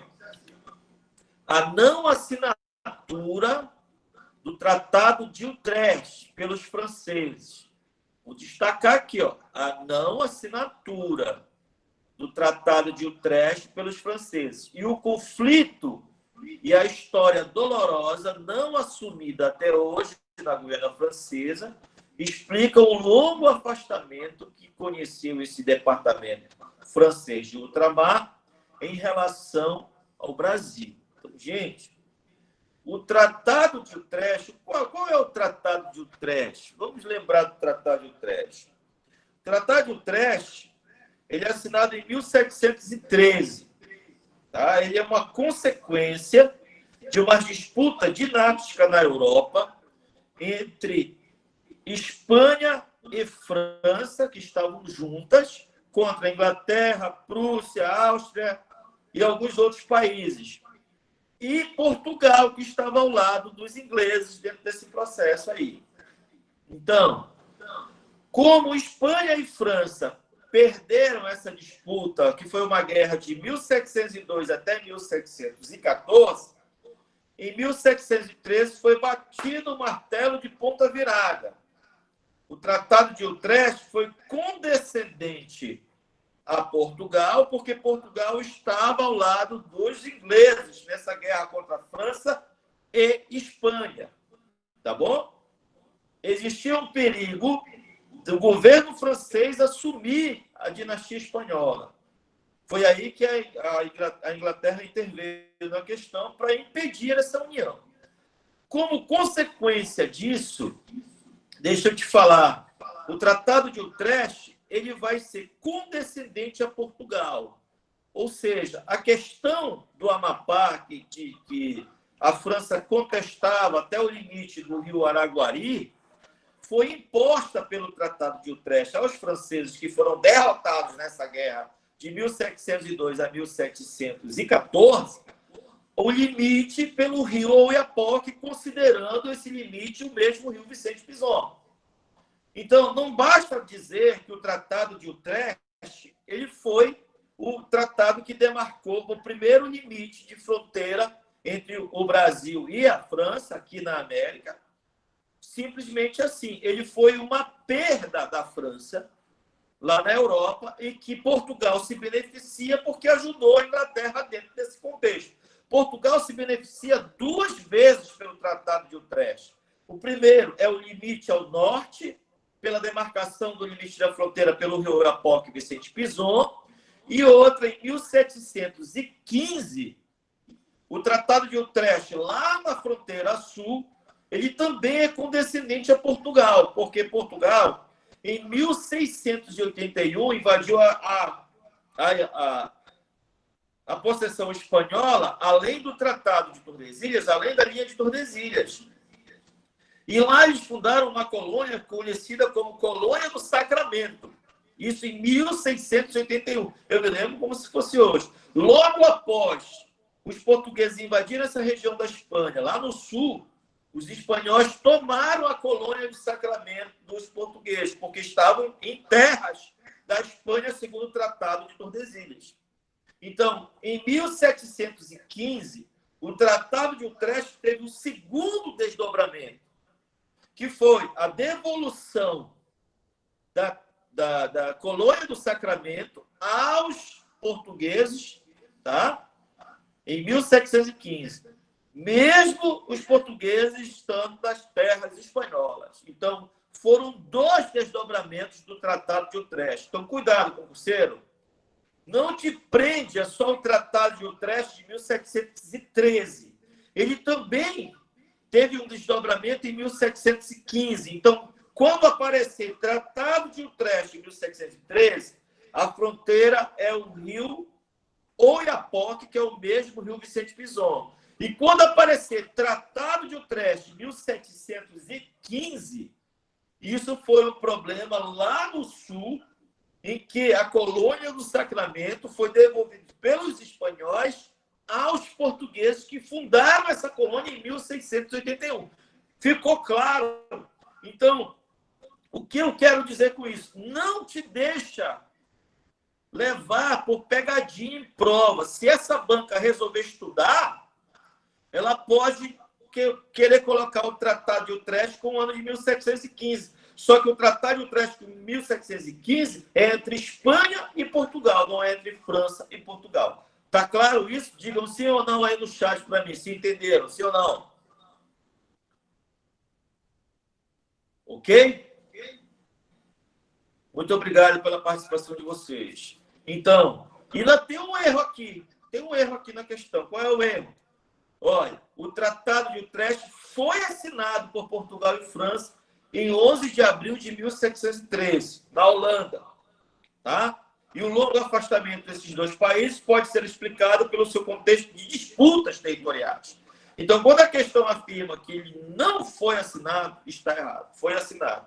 E as disputas territoriais podem ter provocado esse afastamento. Professor André, está me ouvindo, professor André? Tudo ok, professor. Perfeito. Perfeita a explicação. Bora lembrar aqui que em 2018, não, 17, se eu não me engano, foi inaugurada a ponte binacional. 2016. Foi 17? 18 de março de 2016. 16 foi? Eu estava lá, só não me lembro o ano. Eu estava lá. Inclusive, eu não passei por cima da ponte, porque o brasileiro não passa pela ponte, ele passa por baixo da ponte, é catraieiro, tá entendendo? É marginal. Marginal. Tá, o brasileiro não vai, só o francês que vem. Então, essa ponte, que é uma ponte que poderia pôr um fim nesse distanciamento de França e Brasil, no caso Brasil hoje, Portugal, no período colonial, ela de fato não atinge os seus propósitos, seus objetivos principais, que é promover aí a integração a partir de uma fronteira-rede, né? E que esses marcos da rede está a ponte, o término da BR-156, o equipamento melhor, vamos dizer assim, estrutura do Porto de Santana, que vem se arrastando, olha, desde a década de 90, vem se articulando aí essa interação Brasil-França. Tem vários problemas que podem aparecer em prova em relação a essa fronteira, que deveria ser uma fronteira de integração e que, de fato, é uma fronteira que não consegue atingir o seu objetivo principal, que é a própria interação aí entre... Existem vários problemas. Entre esses problemas está, hoje, né, com o governo em questão, que não se entende com a França, né? Várias, como diz o meu amigo Sussurrando, várias quizumbas, né? Rolaram já entre o governo do Brasil e o da França. Existe também a questão de serem os dois países pertencentes a blocos econômicos distintos, né? A França, a União Europeia, e o Brasil, o Mercosul, que tem políticas aduaneiras diferentes e que não se afinam, eu acredito que por falta de interesse, de fato, político entre as partes, né? O senhor quer dar alguma contribuição aí, professor? Não, professor, está correto mesmo. É 18 de março de 2017. 17, né? É, tá certo mesmo. O senhor estava certo. Obrigado. Eu não me lembrava direito. Não. Perfeito. 18 de março de 2017, 10h40 da manhã. Eu estava lá, eu tenho foto. Depois eu vou mandar foto. Eu estava embaixo da ponte, com o Catraeiro. Eu tenho foto. Eu sou ilegal. Vamos lá. Questão C, não, perdão, alternativa C da questão 2. Vamos lá, vou acelerar que a galera já deve estar querendo ir embora. A aula chata não aguenta muito tempo, não. Vamos lá. A imprecisão da fronteira, vou ler de novo aqui para voltar para o texto, né, definida entre Brasil e Guiana Francesa, provocou. A letra C diz o seguinte: um período de 1841 a 1900, em que o território da província do Pará, leva em consideração esse termo aqui, ó, província, tá bom? Entre os rios Oiapoque e Araguari, chamado de contestado franco-brasileiro, neutralizado, portanto, não pertencendo oficialmente a nenhum dos dois pretendentes. Então, bora perguntar para a galera, isso está certo ou está errado, galera? Cadê a galera? Para não deixar a galera dormir. Professor André, não diga, deixa só a galera dizer aí, por favor. Cadê a galera? Está certo ou está errado? Vamos lá. Bota C de certo ou é de errado para mim. Rápido agora. Vamos lá, galera. Estão falando que está errado. Está errado? A galera tá falando aí no chat. Correto. O Pablo disse que está correto. O Pablo disse que está correto. A Rosa disse que está certo. Cadê, galera? Tem um cachorro aí, André. Tá latindo aí. É o dog. O Raul está dizendo que está corrado. Não sei se corrado é certo ou errado, Carrão. Corrado. Ele tá falando isso errado. Vamos lá, galera. Esse período de 1841 a 1900 foi um período em que a região do contestado ela ficou novamente em caráter de neutralidade. E a alternativa C, ela é correta. Ó, eu coloquei um texto aqui, ó. Em 1841 foi assinado um novo tratado de neutralização nessa região, né? Entre o Brasil e a França, colocando a região do contestado Amapá, Oiapoque e Araguari em caráter de neutralidade, provocando mais uma vez essa imprecisão sobre a fronteira entre os dois países, que só foram resolvidas em 1900 com a assinatura do laudo suíço pela Confederação Helvética. Não te esquece. Anota aí, concurseiro. Confederação Helvética é a mesma Suíça, tá bom? Então, de fato, Tratado de 1841 foi o segundo tratado de neutralização, tá beleza? E aí provoca essa imprecisão novamente dessa fronteira entre o Brasil e a Guiana Francesa. Lembrando que nesse período, entre 1841 e 1900, o Brasil já viveu o segundo reinado, governo de Dom Pedro II, tá bom? E aqui, muito bem claro, deixou aqui, ó, a província do Pará. Lembrando que o Brasil ele vai estar dividido politicamente por províncias quando ele foi elevado à condição de Reino Unido a Portugal e Algarve em 1815, tá bom? O Brasil passou por diversas modificações políticas no seu território. A primeira divisão política foram as capitanias hereditárias, tá bom? Depois nós tivemos vice-reinados, província, até a chegada da República, quando as províncias foram transformadas em estados. Beleza? Então vamos lá, vamos olhar rapidamente a questão D. Olha aqui, ó. Seu ponto mais extremo com a prisão por uma milícia brasileira em maio de 1895, do responsável francês de Calçoene, Trajano Bentes, um ex-escravo francês, esse escravo francês, fugido do Pará e que tinha posto a serviço dos franceses. Esse escravo ele não era francês, ele era brasileiro. Tá bom?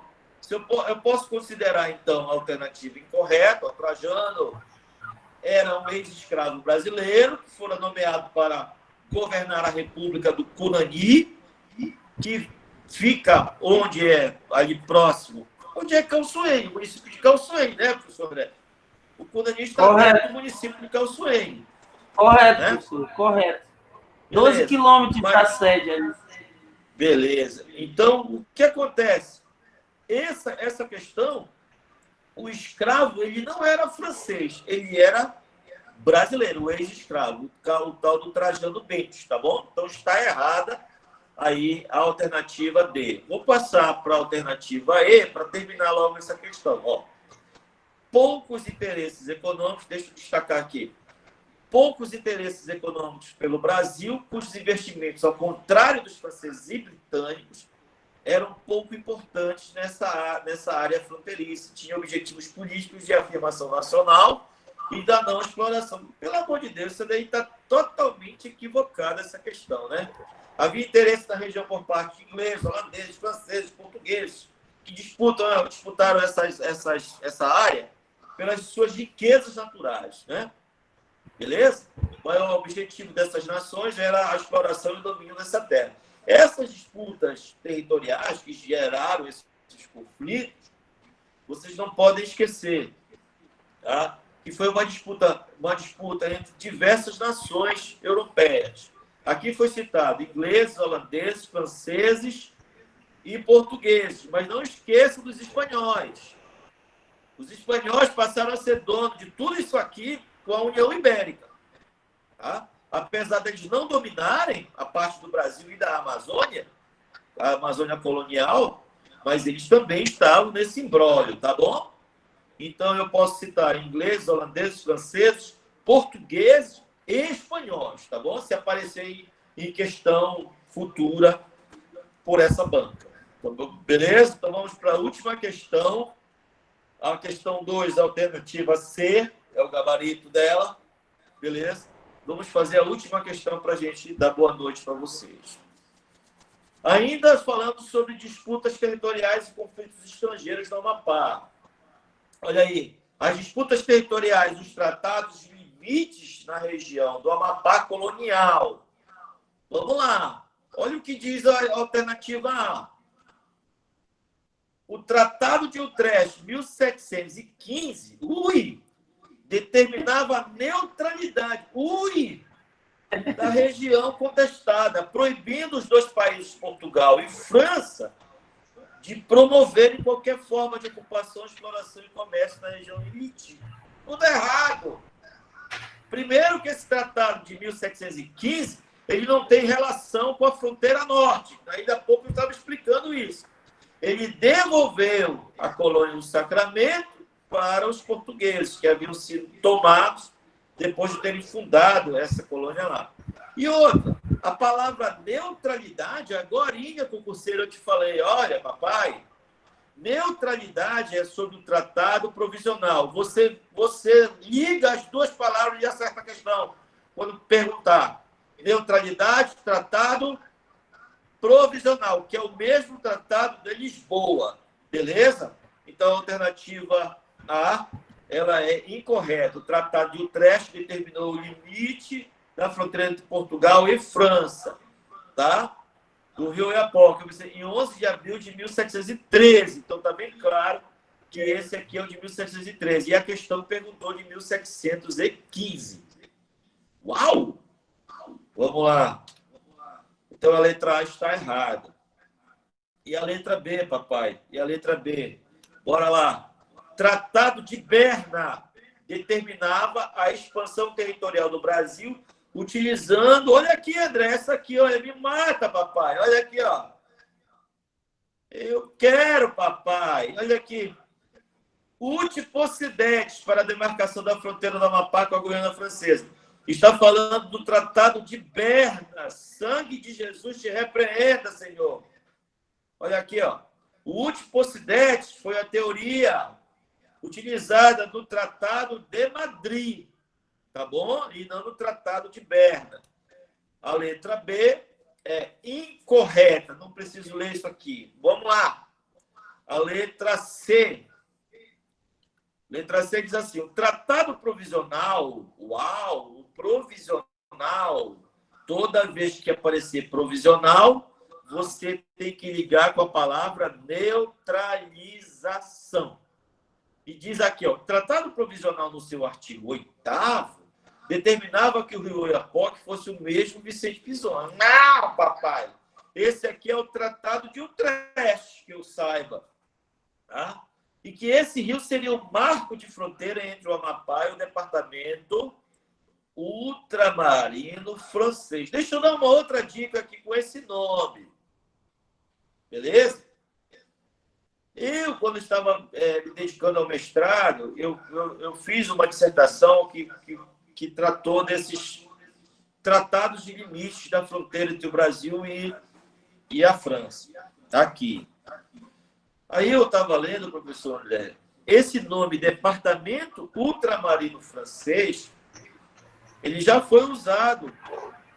Inclusive, ele substituiu o termo Guiana Francesa. Esse nome Guiana Francesa, ele não é mais usado. E há muito tempo. Não sei por que as pessoas ainda usam. Mas ele foi substituído pelo Departamento Ultramarino Francês, ou Departamento de Ultramar Francês, tanto faz. Em 1946, esse nome, Departamento Ultramarino Francês, ele também caiu em desuso. Tá? Aí foi utilizado um outro termo, Coletividade Única Francesa. Que, caso eu não me engane, porque eu já não estudo fronteira há muito tempo, mas esse é o nome que ainda está em vigor lá onde nós chamamos de Guiana Francesa. Tá? Então, é uma dica.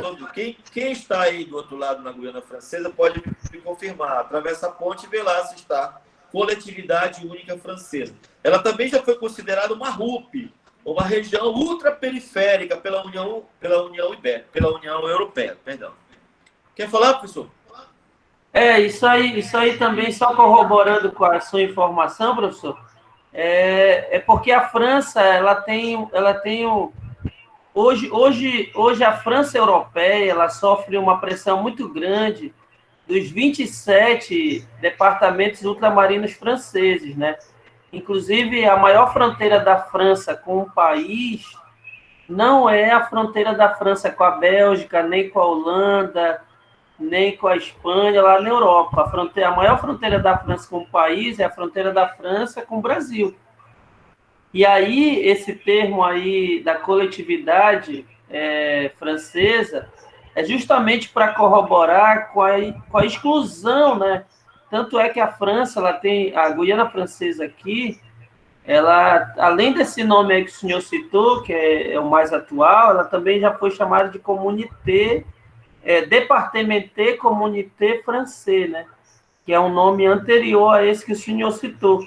E, inclusive, com essa exclusão deles aí, eles tiveram o movimento dos 500 irmãos, né? Que é um movimento liderado por 2 irmãos aí da França, que se juntaram a 500 pessoas e criaram um movimento chamado Movimento dos 500 Irmãos, que entre uma das suas reivindicações, eles querem a independência da Guiana Francesa, né? Porque esse termo Guiana, como o senhor bem falou, é um termo que já está ultrapassado há muito tempo, porque Guiana significa uma região cercada por água, né? Inclusive a Guiana Francesa, a Guiana Holandesa, a Guiana Inglesa e a Guiana Portuguesa, ou Guiana Brasileira, que é conhecida como Amapá, né? Que é o único estado, ilha do Brasil, né? Cercado por água nos seus 4 pontos cardeais. Então, por essa razão aí, é um termo que o maior objetivo dele, principalmente no governo do Nicolas Sarkozy, né, antes do Emmanuel Macron, era tornar esses 27 departamentos aí como se fossem franceses mesmo, identidade francesa, moeda francesa, como ele já tem, só que mesmo assim eles se sentem separados, né? Tanto é que a base de lançamento da Europa, da União Europeia, fica em Kourou. E aí a desculpa deles é que ficar mais bem próximo da linha do Equador, então é melhor um foguete partir daqui, isso é papo furado. A regra é clara, é melhor morrer guianense do que morrer europeu, do que morrer francês da França e Europa, né? Mesma coisa o Brasil, é melhor morrer maranhense com a base de Alcântara, de lançamento de foguete, do que morrer paulista. É melhor não morrer, professor. É verdade, melhor não morrer, mas eles colocam isso aí como uma imposição para mostrar que eles são maiores. Né? Entendi. Beleza, então, galera. Então, essa questão C ela é incorreta. O Tratado Provisional colocou a região do contestado Amapá em caráter de neutralidade em 1700, como eu havia citado para os senhores. Então, vamos lá fazer a alternativa D. Vamos lá. A Confederação Helvética foi responsável por arbitrar a questão do Amapá com a Guiana Francesa e deu sentença arbitral favorável ao Brasil em 1900, no governo de Campos Salles. Tudo isso você já conhece, essa história do laudo de Berna. Né? Eu acabei de dizer para vocês em alternativa anterior que a Confederação Helvética é a mesma Suíça.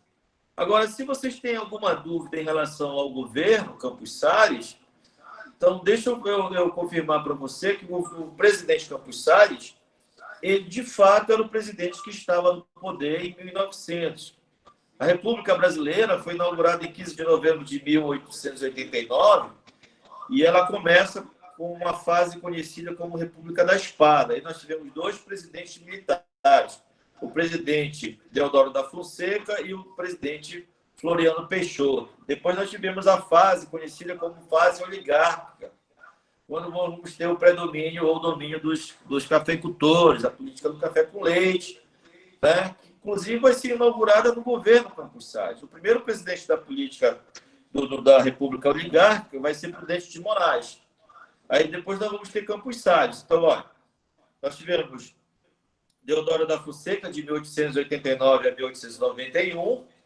Depois nós tivemos o Floriano Peixoto, que substituiu o Deodoro em 91 e foi até 94. Aí terminou a fase da espada e começou a fase oligárquica, e começa com o Prudente de Moraes, de 1894 até 98. Então, de 1898 a 1902 foi o governo de Campos Salles. Beleza? Então, está correto aí o presidente da República. Anota essa informação. Aí, depois de Campos Salles, nós tivemos Rodrigues Alves, Afonso Pena, Nilo Peçanha, Hermes da Fonseca, Venceslau Braz, Epitácio Pessoa, Arthur Bernardi, Washington Luiz. Aí terminou a República Velha, começou a Era Vargas, né? A República Nova, a Era Vargas. Depois nós tivemos a fase populista. Vargas ficou 15 anos no poder, de 1930 até 1945. Depois nós tivemos o populismo. Aí nós tivemos o Dutra, o retorno do Vargas. O Vargas se matou em 54. Aí nós tivemos Café Filho, Nereu Ramos, Carlos Luz, Juscelino Kubitschek, Jânio Quadros, João Goulart, ditadura militar. E houve ditadura militar. Quem sabe disso são os professores de história. O presidente não sabe. Olha, então, da ditadura militar nós tivemos o Castelo Branco, o Costa e Silva, o Emílio Garrastazu Médici, o Ernesto Gás, o João Batista Figueiredo. Depois nós tivemos a redemocratização, Tancredo Neves faleceu, assumiu José Sarney. Depois nós tivemos o Collor, depois o Itamar, depois o FHC, o Lula, Dilma, o Temer, e aí está esse rapaz aí. Então vamos lá. Então foi Campos Salles. Vamos lá. Então, a alternativa D é a alternativa correta, tá? Confirmando tudo que está no seu texto, e a questão fica com a alternativa D. E outra, para fechar a aula de hoje, analisar a questão E, a alternativa E, que diz assim: o Tratado de Badajoz foi responsável pela demarcação definitiva da fronteira do Brasil com a coletividade única francesa em 1801. Deixa eu lembrar os senhores que o Tratado de Badajoz ele é o último tratado do desdobramento do Tratado de Madrid, tá bom? Quando o Tratado de Madrid foi assinado em 1750, ele vai mexer com a fronteira norte e com a fronteira sul. Ao norte, o Amapá foi anexado ao Brasil, no caso, Portugal, em 1750. E ao sul, gerou um conflito entre Portugal e Espanha, porque a Espanha tinha os 7 povos das missões que foi incorporado ao território brasileiro, tá? E Portugal tinha a colônia do Sacramento, que estava em território espanhol. Então, foi necessário trocar de pai aí nessa situação. Isso gerou uma série de novos tratados. O Tratado de Badajoz é o último tratado que veio resolver esse conflito ao sul, tá? Depois do Tratado de Madrid, nós tivemos Santo Ildefonso, Santo Ildefonso, até a chegada do Tratado de Badajoz, em 1801. Então, a alternativa ela é incorreta. Primeiro que ela trata de uma questão sul e não trata de uma questão norte. Ok, galera? Então, a alternativa dessa questão é a alternativa D, e é a última questão que eu tenho para trabalhar hoje com vocês. E quero agradecer vocês aí pela participação muito bacana aí de vocês, participaram legal aí do processo, né? E vamos agora elaborar outra aula aí para vocês. E aí eu vou conversando com o André e com o Saulo, com outros parceiros. A professora Maria Cláudia também queria entrar, né? Na parceria de português, né? Tem o professor John, tem uma galera aí que quer ajudar. Então, gente, eu gravei essa aula, está gravado, tá? A ideia é postar essa aula no meu canal do YouTube, mas só vou postar a minha parte, tá bom, da explicação da aula. Só se o professor André ele me autorizar a postar a parte dele, só se ele me der autorização. Mas aí eu gravei justamente para as pessoas que não puderam assistir, podem assistir depois no meu canal no YouTube, né?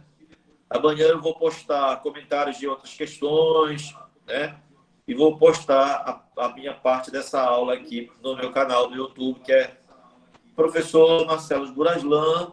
Basta jogar lá no YouTube e vai estar lá gratuitamente para vocês, tá bom? Se caso o professor André depois ele vai me dizer se ele autoriza ou não, ele tem direito sobre a imagem dele. Quero agradecer de coração a participação dele. Fazia muitos anos que a gente não trabalhava junto, né? E hoje, graças a Deus, nós conseguimos dar o nosso recado, né?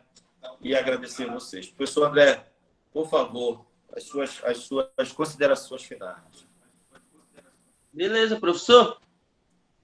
Pode colocar assim a minha parte, fica autorizado.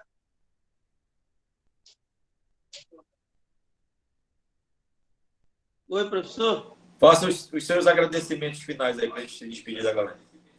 Tá. Queria agradecer a todos que estiveram presentes hoje aí na nossa live. Agradecer aí o convite do professor Buraslan, né? A nossa parte aí foi bem conectada com a explicação do professor. E vou aguardar novos convites aí, professor. Pode ficar à vontade, pode compartilhar lá no seu canal, será uma honra minha participar lá do seu canal. Pode colocar lá pra gente lá a minha parte está liberada aí para o senhor colocar aí para os nossos concurseiros, porque modesta parte, a aula de hoje foi excelente. Parabéns. Valeu, galera. Então, muito obrigado, professor, pela sua participação. E a gente vai organizar novos encontros aí. Fique no aguardo, que a gente vai para cima aí dessa tal de banca FCC, tá bom? Beleza, professor. Então, galera, boa noite a todos. Obrigado. Um abraço. Boa noite. E valeu, né? Valeu, sim. Se cuidem. O convite ainda está na área, né? Então, se cuidem. Valeu, professor. Valeu, galera. Boa noite para vocês. Boa noite.